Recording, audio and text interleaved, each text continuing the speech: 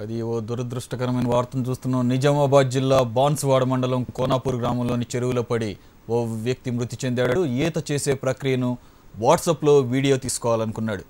ఈ క్రమంలో చెరువులోకి దూకిన యువకుడు ప్రమాదవశాత్తు మరణించాడు.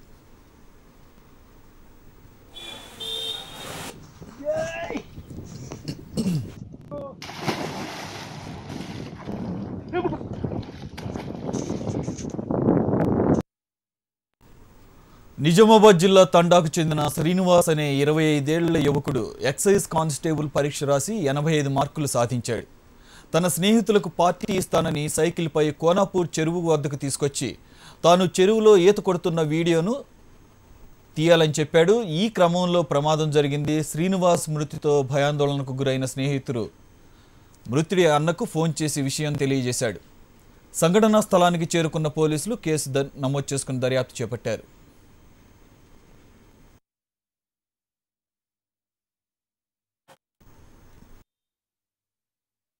నాకు ఈత వచ్చు, అన్నీ వచ్చు. నేను లోపలికి పోయి స్నానం చేసేస్తా. నువ్వు కేవలం జస్ట్ ఫోన్లో రికార్డ్ చేయి వీడియో, ఫుల్ క్లారిటీగా వీడియో తీయమన్నాడు సార్. అంతే సార్, నేను వీడియో తీసిన 3 minutes 30 seconds వీడియో తీసిన సార్. నేను అంతే బట్టలు విప్పి అదే నేను చూపించాను. నిన్న సాయంత్రం 4:30 ప్రాంతంలో పులిగొండ తాండా నివాసులైన లకావత్ శ్రీనివాస్, సన్నాఫ్ బాబు ఏజ్ 21 years మరియు అతనితో పాటు అదే గ్రామానికి చెందిన దేవసోత్ గోపాల్, సన్నాఫ్ గురునాథ్ అనే వ్యక్తులు సాయంత్రం పూట కోనాపూర్ చెరువులో స్నానం చేద్దామని వచ్చి ప్రమాదవశాత్తు లకావత్ శ్రీనివాస్ అనే వ్యక్తి చెరువులో పడి అక్కడే మృతి చెందినాడు. తను ఆదివారం నాడు ఎక్సైజ్ కానిస్టేబుల్ ఎగ్జామ్ కూడా రాసినాడు. వాళ్ళ తండ్రి వచ్చిన పిటిషన్ ఆధారంగా కేసు నమోదు చేసి దర్యాప్తు చేయడం అయింది. ఇక పూర్తి వివరాలు మా నిజామాబాద్ రిపోర్టర్ భూపతిని అడిగి తెలుసుకుందాం. భూపతి, ఒక దురదృష్టకరమైన సంఘటనను చూస్తున్నాం. ఈ మధ్యకాలంలో సోషల్ మీడియా అప్లోడ్ చేసుకోవడానికి వీడియో కెమెరాలో ఉన్న మొబైల్ ఫోన్స్లో ఉన్నటువంటి వీడియో కెమెరాతో ఇటువంటి దుశ్చర్యలకు పాల్పడటం, సాహసాలకు పాల్పడటం, అవి బూమరాంగ్ అయ్యి చివరికి ప్రమాదాలు జరగడం చూస్తున్నాం. ఈ పర్టికులర్ ఇన్సిడెంట్కి సంబంధించినటువంటి పూర్తి డీటెయిల్స్ ప్లీజ్.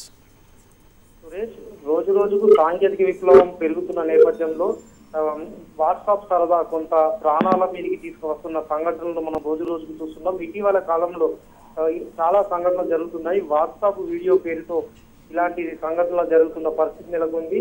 అయితే ప్రపంచ వ్యాప్తంగా ఇదే పరిస్థితి నెలకొంది. చాలా మంది ఈ వాట్సాప్ వినియోగిస్తూ సోషల్ మీడియాలో హల్చల్ చేయడానికి ప్రయత్నాలు చేస్తున్నారు. అయితే ఈ ప్రయత్నంలోనే తమ ప్రాణాలను కూడా పోగొట్టుకుంటున్న పరిస్థితి నెలకొంది. అయితే ఇదే కోణంలో నిజామాబాద్ జిల్లా బాన్సువాడ మండలం కోనాపూర్ చెరువులో సంఘటన చోటు చేసుకుంది.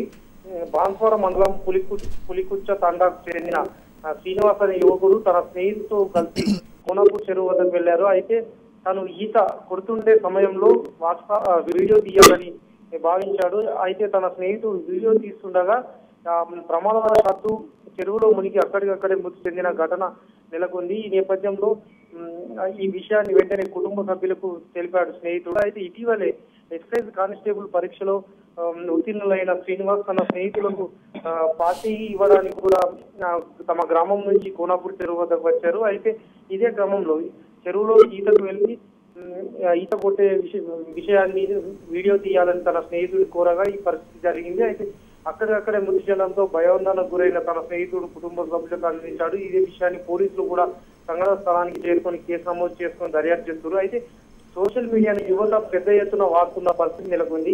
ఇటీవల కాలంలో సోషల్ మీడియాలో ఫేస్బుక్ లో కానీ అటు వాట్సాప్ లో కానీ ఇతర సోషల్ మీడియా సంబంధించిన మాధ్యమాల్లో తమ ఫోటోలను వీడియోలను పొందుపరిచే ప్రయత్నం చేస్తున్నది. ఈ ప్రయత్నంలో తమ ప్రాణాలను బలిగొంటున్న పరిస్థితి నెలకొంది. అయితే యువత పెద్ద ఎత్తున ఈ సోషల్ మీడియాను ఇటీవల కాలంలో చాలా వాడుతున్న పరిస్థితి నెలకొంది. ఏదేమైనప్పటికీ దురదృష్టకరమైన సంఘటనగా చెప్పుకోవచ్చు. ఎందుకంటే యువత తమ ప్రాణాలను బలి తీసుకుంటున్న పరిస్థితి.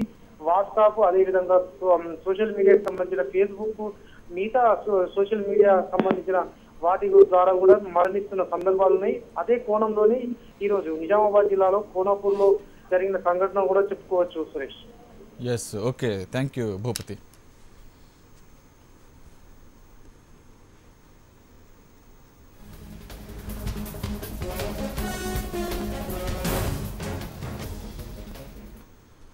అలాగే ఇటీవలి కాలంలో హరిద్వార్లో కూడా ఇలాంటి ఘటన జరిగింది. స్నేహితులతో కలిసి ఆశీష్ చౌహాన్ అనే యువకుడు స్థానిక గంగానదిలో ఈతకు వెళ్ళాడు.